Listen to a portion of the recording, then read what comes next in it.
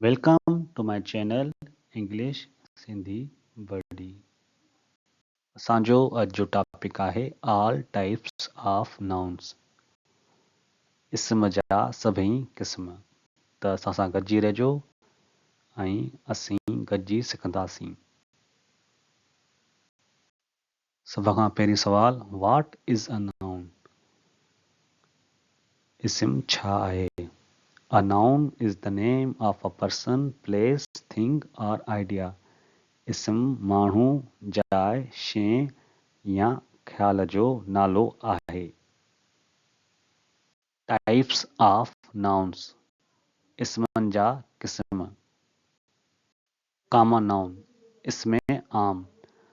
General name of a person और thing, कंहिं शख्स या शइ जो आम नालो।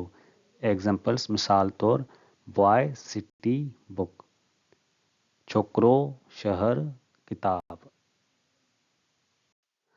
प्रॉपर नाउन, इसमें खास। स्पेसिफिक नेम ऑलवेज कैपिटलाइज्ड। ख़ास नालो, जंहिंजे लफ़्ज़ जो पहिरियों अखर हमेशा वॾो हूंदो आहे। एग्जाम्पल्स, मिसाल, Ali, Karachi, Pakistan. Concrete noun, things we can see or touch. उहे इस्म जेके असां ॾिसी ऐं छुई सघूं। एग्जाम्पल्स, मिसाल, चेयर, एप्पल, डॉग। कुर्सी, सूफ़, कुत्तो। Abstract noun, things we can not see or touch. उहे शयूं जिनखे असां न ॾिसी सघूं न ई छुई सघूं। एग्जाम्पल्स, मिसाल, लव, ऑनेस्टी, फ्रीडम। प्यार, ईमानदारी, आज़ादी। ही सभु एब्स्ट्रैक्ट नाउन्स आहिनि।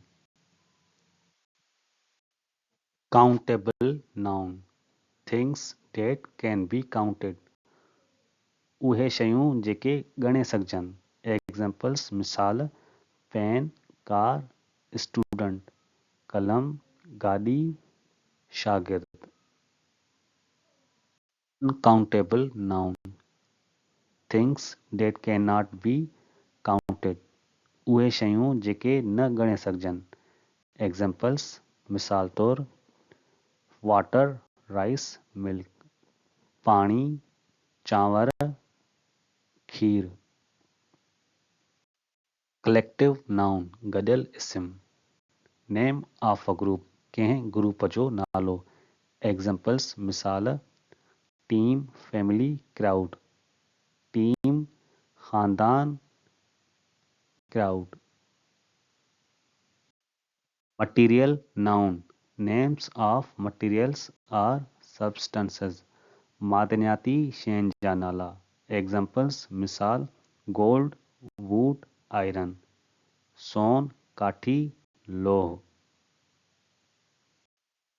Possessive noun, shows ownership.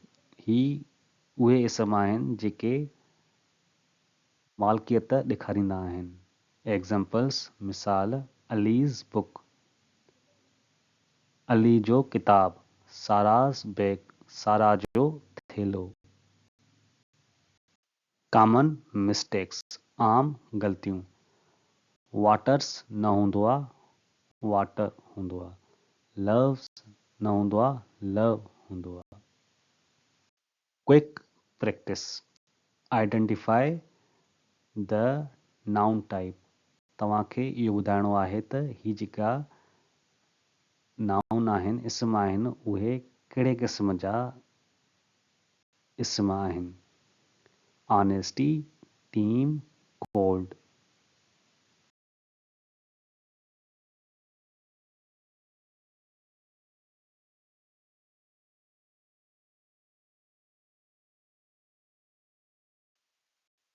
Subscribe please.